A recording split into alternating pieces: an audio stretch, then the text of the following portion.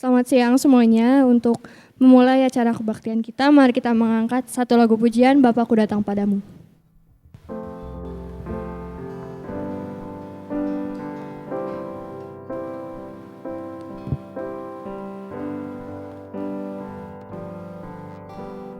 Bapakku datang padamu, naikkan ucapan syukur atas kasih anugerah-Mu yang indah setiap hari. Pagi hari, siang hari, sore dan malam hari, tak hentinya mengucap syukur atas kebaikan-Mu.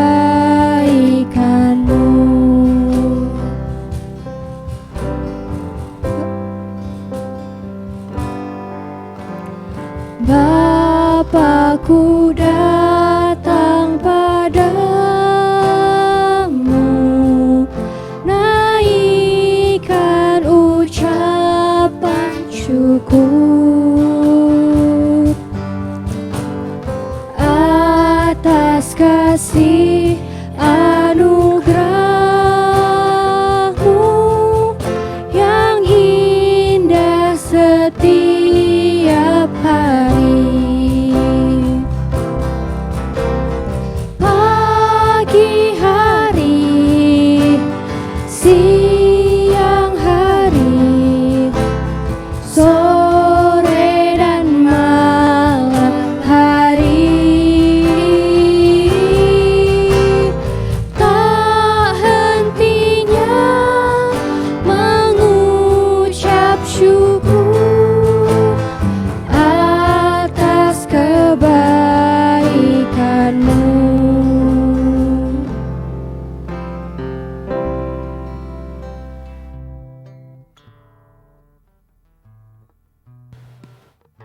Untuk melanjutkan kebaktian kita, mari kita berdoa.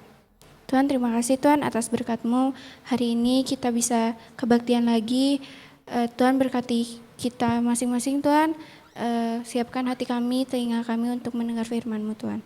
Hanya dalam nama Tuhan Yesus kami berdoa. Haleluya, amin. Lagu kedua, mari kita nyanyikan Lebih Dari Pemenang.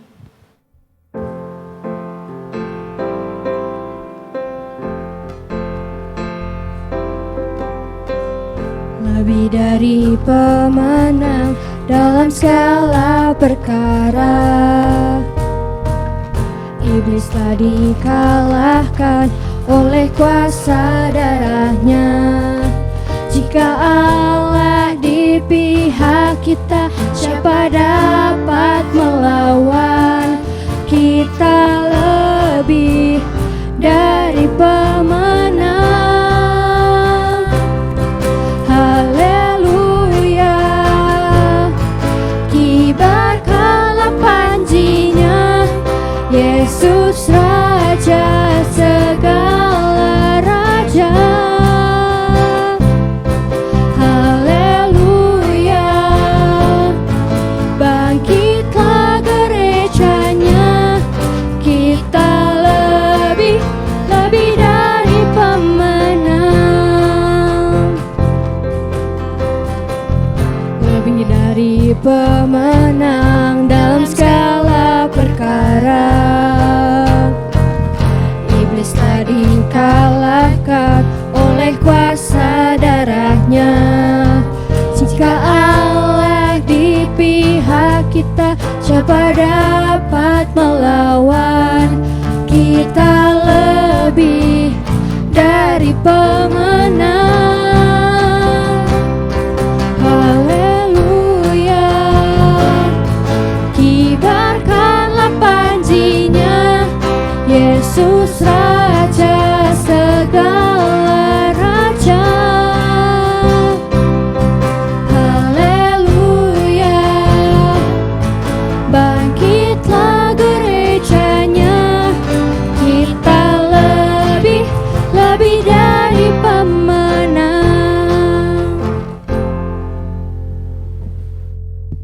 Selanjutnya kita akan mengangkat lagu pujian Di Bawah Kepak Sayapmu.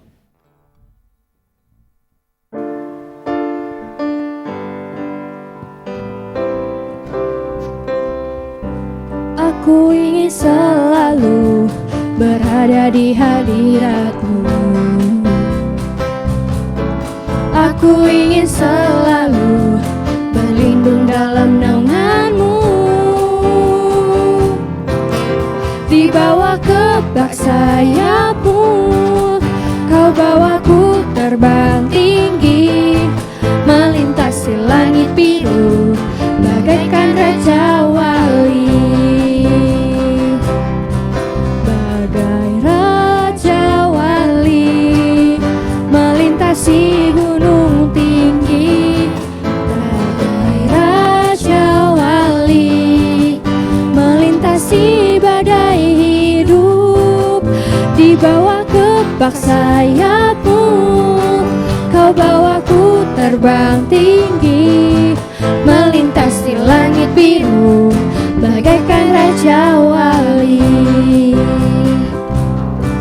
Aku ingin selalu berada di hadirat-Mu. Aku ingin selalu berlindung dalam naungan-Mu.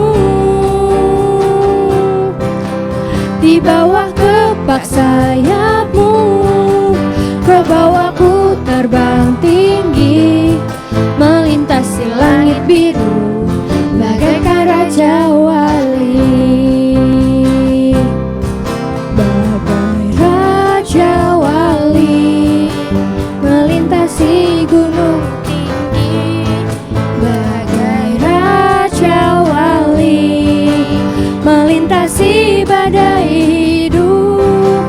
Di bawah kepak sayap-Mu, Kau bawaku terbang tinggi, melintasi langit biru, bagaikan Raja Wali.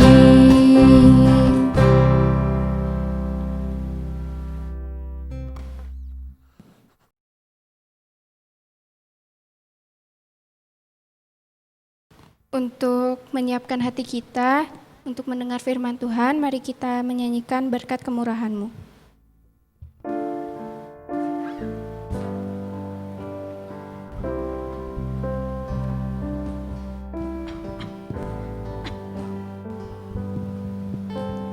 Kau hiasi kehidupanku dengan kemurahan-Mu.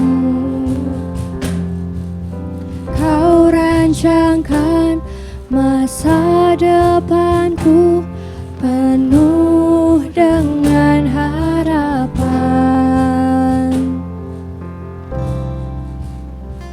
Aku ada saat ini, semuanya karena kasih-Mu. Aku hidup hari ini, semua berkat kemurahan-Mu. Terima kasih Yesus,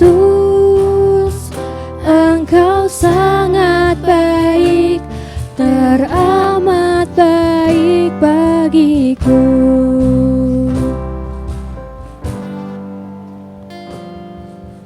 Kau hiasi kehidupanku dengan kemurahan-Mu.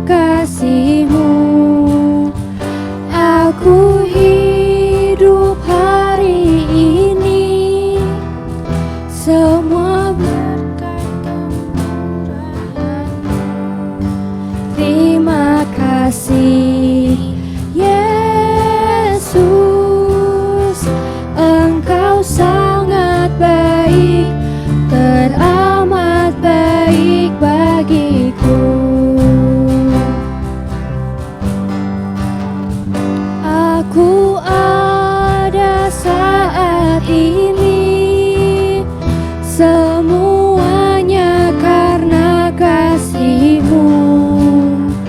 Aku hidup hari ini, semua berkat kemurahan-Mu.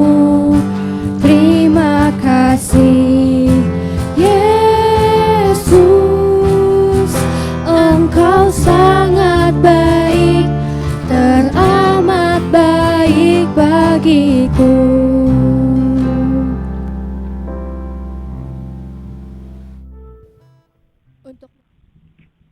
Selamat siang semuanya. Hari ini kita akan mendengarkan renungan dari kitab Mazmur. Mazmur 119 ayat 31 sampai 40. Sebelum kita memulai renungan kita, mari kita berdoa. Bapa kami yang bertata dalam kerajaan surga, kami mengucap syukur Tuhan, karena pada hari ini Tuhan, kami sudah dapat melalui kegiatan-kegiatan kami dengan baik. Terima kasih banyak Tuhan, kami sudah mengikuti kegiatan belajar mengajar, dan saat ini kami juga sedang mengikuti ibadah Tuhan. Kami mengucap syukur atas semuanya itu. Saat ini kami akan mendengarkan firman Tuhan. Kami mohon hikmat dari-Mu agar firman yang Engkau sampaikan Tuhan dapat menjadi rema dalam hidup kami. Terima kasih banyak Bapa. Hanya di dalam nama Tuhan Yesus kami panjatkan doa ini. Amin. Nah, selamat siang lagi semuanya. Nah, hari ini kita akan renungan kita diambil dari kitab Mazmur, pasalnya yang ke-119 ayat ke-31 sampai 40. Mari kita baca Mazmur 119 ayat 31 sampai 40 ini. Mazmur 119 ayat 31 sampai 40. Aku telah berpaut pada peringatan-peringatan-Mu ya Tuhan, janganlah membuat aku malu. Aku akan mengikuti petunjuk perintah-perintah-Mu, sebab Engkau melapangkan hatiku. Perlihatkanlah kepadaku ya Tuhan, petunjuk ketetapan-ketetapan-Mu. Aku hendak memegangnya sampai saat terakhir. Buatlah aku mengerti, maka aku akan memegang Taurat-Mu. Aku hendak memeliharanya dengan segenap hati. Biarlah aku hidup menurut petunjuk perintah-perintah-Mu, sebab aku menyukainya. Condongkanlah hatiku kepada peringatan-peringatan-Mu, dan jangan kepada laba. Lalukanlah mataku daripada melihat hal yang hampa. Hidupkanlah aku dengan jalan-jalan yang Kau tunjukkan. Teguhkanlah pada hamba-Mu ini janji-Mu, yang berlaku bagi orang yang takut kepadamu. Lalukanlah celakaku yang menggetarkan aku, karena hukum-hukum-Mu adalah baik. Sesungguhnya aku rindu kepada titah-titah-Mu. Hidupkanlah aku dengan keadilan-Mu.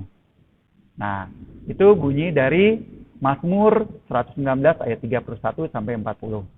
Nah, kalau kalian lihat judul dari pasal 119 ini, itu judulnya adalah Bahagia Orang yang Hidup Menurut Taurat Tuhan.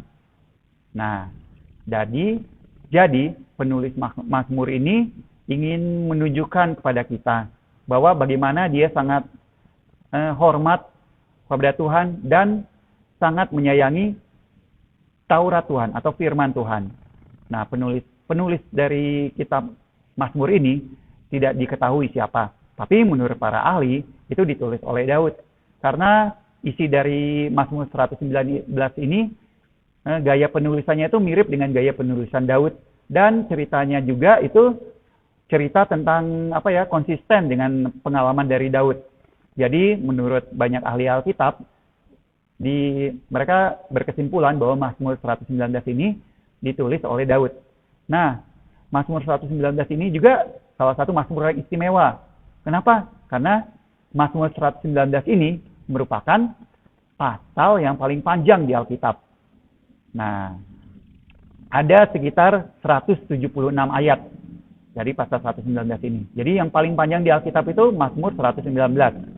Nah, dan banyak Mazmur 119 ini menjadi inspirasi bagi orang-orang yang ingin menciptakan lagu. Nah, contohnya kayak lagu Firman-Mu pelita bagi kakiku. Itu dikutip dari Mazmur 119 ayat 105. Mungkin kalian pernah mengalami atau pernah melihat orang yang mendapatkan hadiah dengan tiba-tiba gitu, yang tidak diperkirakan dia dapat hadiah, apalagi dalam jumlah yang sangat besar. Nah, tentu kalian akan sangat senang. Terutama umpamanya kalian tiba-tiba dikasih uang dari paman kalian 1 juta, dijamin kalian pasti akan sangat senang. Nah, perasaan seperti itu yang dirasakan oleh si pemazmur yang menuliskan kitab Mazmur 119. Kalau kalian baca dari awal sampai akhir seluruh kitab Mazmur 119 ini, pasal 119 ini, itu akan terlihat bagaimana si pemazmur ini merasa sangat bersyukur dan sangat bergembira dengan Taurat Tuhan, dengan firman Tuhan gitu. Namun pertanyaannya sekarang, apakah kita merasakan hal yang sama seperti saat si pemazmur menerima firman Tuhan? Nah, bagaimana kegembiraan dari mengikuti perintah-perintah Tuhan, nah, sama dengan seperti kegembiraan kita menerima hadiah. Kalau kalian baca dari seluruh kitab Mazmur, terutama Mazmur 119, itu mengungkapkan bagaimana si pemazmur ini merasa sangat bahagia, sangat senang mengikuti perintah Tuhan. Nah, ada beberapa kebenaran yang bisa kita ambil dari kitab ini, kitab pasal 119 ini. Bagaimana sih kita bisa bergembira gitu dengan firman Tuhan, bersenang-senang dengan firman Tuhan, merasakan sukacita dari firman Tuhan. Yang pertama, kebenaran yang pertama itu adalah itu harus semua dimulai dari ucapan syukur. Jadi ucapan syukur itu seperti saat kita bangun pagi, kita bisa bangun, kita bisa melihat keindahan yang telah Tuhan berikan, kita bisa ikut bersekolah, kita bisa punya orang tua yang memperhatikan kita, kita bisa melihat gunung, tumbuhan, hutan, semua indah ciptaan Tuhan. Itu salah satu cara kita bersyukur. Kemudian kita menghargai apa yang telah Tuhan kasih kepada hidup kita. Jadi kalau kita bersyukur, itu akan menguatkan iman kita. Jadi kita mohon pada Tuhan. Tuhan, tolong tolong singkapkan mata hati kita, Tuhan, agar kita dapat melihat kebesaran Engkau gitu. Jadi kita melihat kebesaran Tuhan di mana aja, dan kita itu akan merasa sangat bersyukur. Berkat Tuhan itu sangat melimpah. Jadi kita harus berucap syukur atas semua berkat yang telah Tuhan berikan pada hidup kita. Kemudian kebenaran yang kedua, itu bahwa ucapan syukur itu bukan hanya kita ucapkan kepada Tuhan saja gitu. Kita harus bagikan itu kepada orang lain.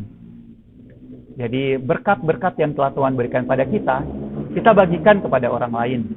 Nah, jadi seandainya kalian mendapat berkat, kalian umpamanya punya berkat lebih, umpamanya dapat coklat 2, satunya buat orang lain. Jadi kita berbagi, saling berbagi. Itu akan membuat hati kita itu akan merasa sangat gembira gitu. Nah, sekarang berkat apa yang paling berharga dalam hidup kalian? Nah, berkat yang paling berharga dalam hidup kita itu adalah berkat keselamatan. Nah, berkat keselamatan yang datangnya dari Tuhan. Tuhan sudah datang ke dunia, mati untuk menebus kita dari segala dosa, bangkit pada hari yang ketiga, nah, terus naik ke sorga. Itu adalah berkat yang telah Tuhan berikan, berkat keselamatan yang Tuhan berikan pada kita. Nah, sekarang tugas kita adalah membagikan berkat yang terindah itu pada orang lain. Kalau kalian membagikan pada orang-orang yang belum percaya pada Tuhan, ataupun orang-orang yang sudah percaya pada Tuhan tapi tidak mau menerima Tuhan, nah, menerima Tuhan Yesus. Kalau kalian pergi kepada orang-orang yang belum mengenal Tuhan Yesus, kalau kalian kasih Alkitab, mereka pasti akan menolaknya gitu. Padahal di dalam Alkitab itu atau dalam firman Tuhan itu terkandung semua terkandung tentang cerita tentang kisah kasih Tuhan pada manusia gitu. Nah, mereka nggak mau baca Alkitab. Jadi apa yang harus kalian lakukan? Nah, kalian harus menjadi pelaku firman gitu. Jadi meskipun mereka tidak membaca Alkitab, tapi kalau mereka melihat kalian sebagai pelaku firman yang ada di Alkitab, mereka dengan sendirinya akan melihat bahwa Tuhan Yesus itu hidup dalam hidup kalian gitu, akan hidup dalam diri kalian. Jadi dengan itu kalian bisa menjadi pelaku firman. Firman yang ada dalam diri kalian ini bisa terlihat dari buah-buah roh. Ada kasih, ada sukacita. Jadi kalau dalam hidup kalian itu sudah kasih, sukacita, apalagi tuh, semua buah-buah roh, itu orang akan melihat, wah, jadi orang Kristen itu ternyata menyenangkan. Menjadi orang Kristen itu seperti ini gitu. Nah, jadi mulai sekarang kalian belajar gimana agar kalian bisa menjadi saksi-saksi Kristus di dunia ini. Pergi, kabarkan Injil kemana aja. Kalau kita baca di Matius 16 ayat 24, itu Yesus berkata kepada muridnya bahwa setiap orang yang mau mengikut aku harus menyangkal dirinya, memikul salibnya, dan mengikut aku. Nah, apa sih artinya kalian menyangkal diri? Menyangkal diri itu kita itu mengorbankan keinginan kita, kebutuhan kita sendiri untuk kepentingan Kristus, untuk kepentingan kerajaan Tuhan. Jadi contohnya umpamanya kalau hari Minggu kalian masih pengen tidur gitu, tapi harus ke gereja gitu. Kalian masih tidur, kalian mengalahkan kemalasan dengan kalian bangun dari tidur untuk pergi ke gereja, itu udah menyangkal diri kalian yang dulunya malas gitu, dengan datang ke Tuhan. Atau banyak lagi contoh yang lain. Nah, apa sih penerapannya dalam hidup kita sekarang? Nah, sebenarnya menyangkal diri itu kita akan banyak berkorban gitu. Kita akan berkorban waktu, akan berkorban biaya, atau berkorban apa aja. Tapi itu semua untuk kerajaan Tuhan. Untuk kemuliaan Tuhan. Nah, sekarang bagaimana sih pendapat guru-guru yang lain gitu tentang rela berkorban? Mari kita lihat videonya. Semua, perkenalkan, nama Bapak Andina Bagus, staf pengajar IPA kelas 7 di SMP Kristen Baptis Bandung. Pada kesempatan ini, Bapak ingin berbagi tentang rela berkorban. Di antara kita semua pasti sudah tahu ya, apa itu berkorban atau kerelaan. Nah, menurut Kamus Besar Bahasa Indonesia, berkorban adalah suatu bentuk kesetiaan. Menjadi korban berarti kita rela menderita bagi orang lain ya, jadi bukan untuk diri sendiri. Nah, banyak kisah juga menceritakan tentang pengorbanan ya, termasuk pengorbanan yang terbesar bagi kita semua sebagai umat Kristen ya. Kita sudah tahu bahwa pengorbanan terbesar adalah pengorbanan Tuhan Yesus untuk keselamatan umat manusia. Nah, kita mungkin tidak akan bisa ya, kita tidak akan sanggup melakukan sebuah pengorbanan yang begitu besar. Tapi kita bisa melakukan pengorbanan yang kecil. Sebagai contoh ya, saat ini kalian sebagai siswa. Nah, pengorbanan apa yang bisa dilakukan oleh seorang siswa? Tentunya ketika belajar di kelas secara offline ya, kita ketemu dengan teman kita, kita lihat teman kita kesusahan. Misalnya ada teman kita yang tidak membawa bekal ya, tidak membawa bekal ketika jam istirahat. Nah, kita lihat, kita bagikan. Ya, kita berbagi dengan teman kita yang tidak membawa bekal. Contoh yang lain, contoh kecil lagi. Ada teman yang tidak membawa alat tulis, kita pinjamkan alat tulis kita itu ya. Jadi hal-hal kecil bisa menjadi sebuah perkara yang besar bagi orang lain. Karena pertolongan kecil bisa menjadi sesuatu yang menolong bagi orang lain gitu ya. Bapak ingin mengutip satu buah testimoni ya dari Brennan. Dia menyebutkan bahwa menyerahkan dirimu bagi orang lain sepertinya sesuatu yang susah dilakukan. Tetapi itulah caranya agar kau bisa memastikan bahwa kasih Allah sedang bekerja melalui dirimu. Jadi pesan Bapak, mari kita mulai memupuk hati kita untuk bisa menjadi seorang yang rela berkorban bagi orang lain. Oke?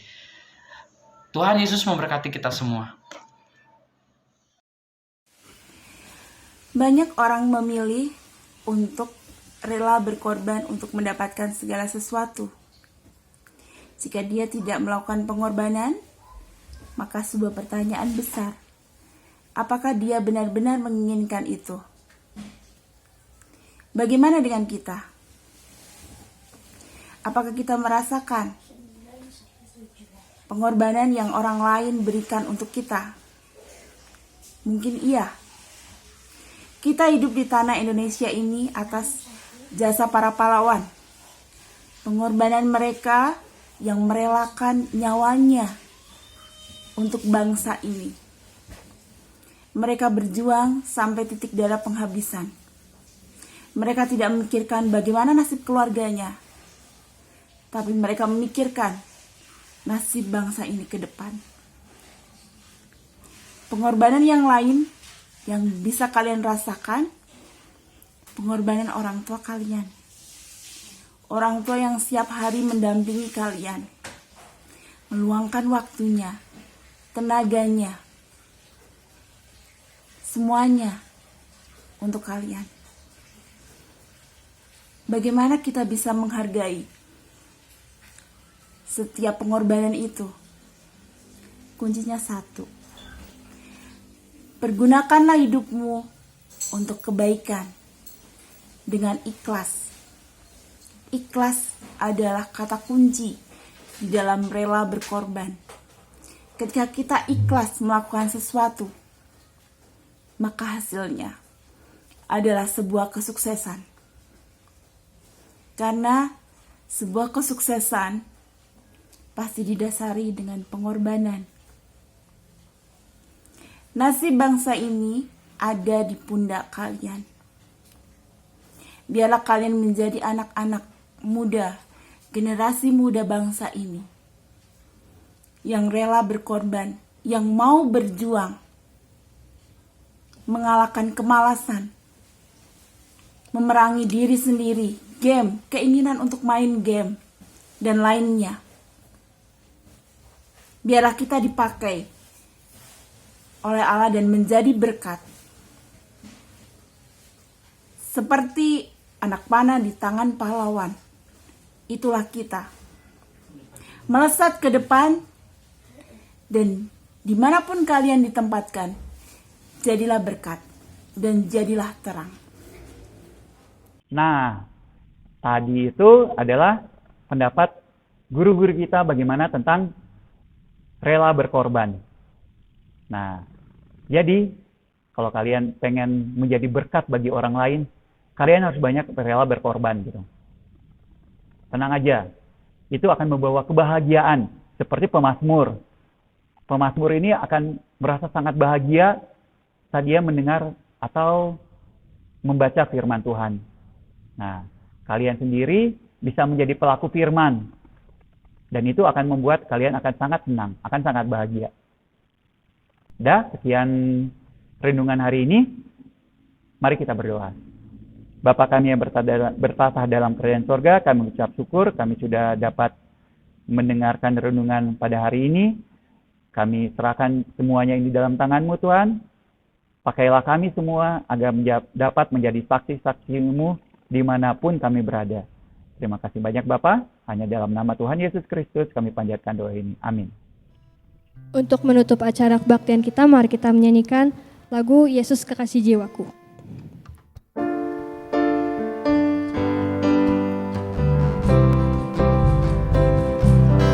Yesus Kekasih jiwaku, sungguh ku percaya padamu, karena kasih-Mu padaku tebus dosaku. Dari terbitnya matahari dan sampai terbenamnya, ku angkat lagu pujian dengan gendang, ku puji dengan kecapi. Oh, ku bernyanyi haleluya, Yesus kekasihku. Yesus kekasih jiwaku, sungguh ku percaya padamu, karena kasih-Mu padaku kau tebus dosaku.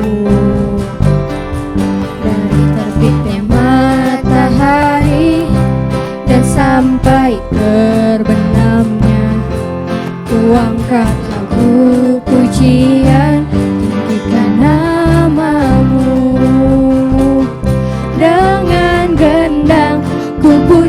ku puji dengan kecapi. Oh, ku bernyanyi, haleluya Yesus kekasihku. Terima kasih telah mengikuti acara kebaktian kali ini. Tuhan memberkati.